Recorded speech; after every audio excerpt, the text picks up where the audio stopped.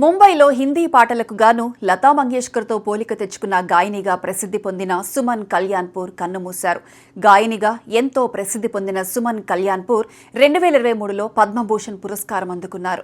భారతీయ చలనచిత్ర సంగీత స్వర్ణయుగంలో తన మధురమైన స్వరంతో కొన్ని తరాలను ఉర్రూతలూగించిన ప్రముఖ నేపథ్య గాయని సుమన్ కల్యాణ్పూర్ తన 89 సంవత్సరాల వయసులో కన్నుమూశారు.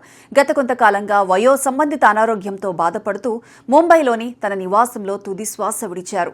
నెల రోజులుగా అనారోగ్యంతో ఉన్న సుమన్ కల్యాణ్పూర్ ముంబైలోని లోంగడ్వాలాలో ఉన్న తన నివాసంలో ఆదివారం రాత్రి 8 గంటల ప్రాంతంలో మరణించారు. ముంబైలోని శాంటాక్రూజ్లో ఆమె అంత్యక్రియలు జరిగాయి. 1937 జనవరి 28న అప్పటి అవిభక్త భారతదేశంలోని ఢాకాలో జన్మించిన సుమన్ కల్యాణ్పూర్ అసలు పేరు సుమన్ హెమ్మడి.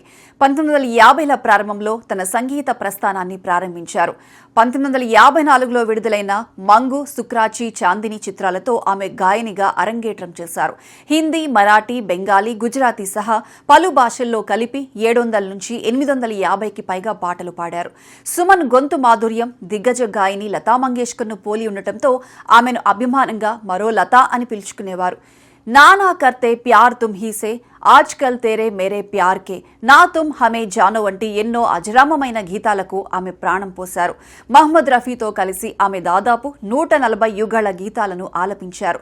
సంగీత రంగానికి ఆమె చేసిన సేవలకు గాను భారత ప్రభుత్వం 2023లో ఆమెను పద్మభూషణ్ పురస్కారంతో సత్కరించింది.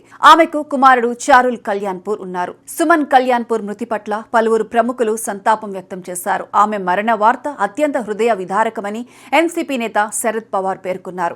మహారాష్ట్ర గవర్నర్ జిష్ణుదేవ్ వర్మ కూడా ఆమె మధుర స్వరానికి నివాళులర్పించారు.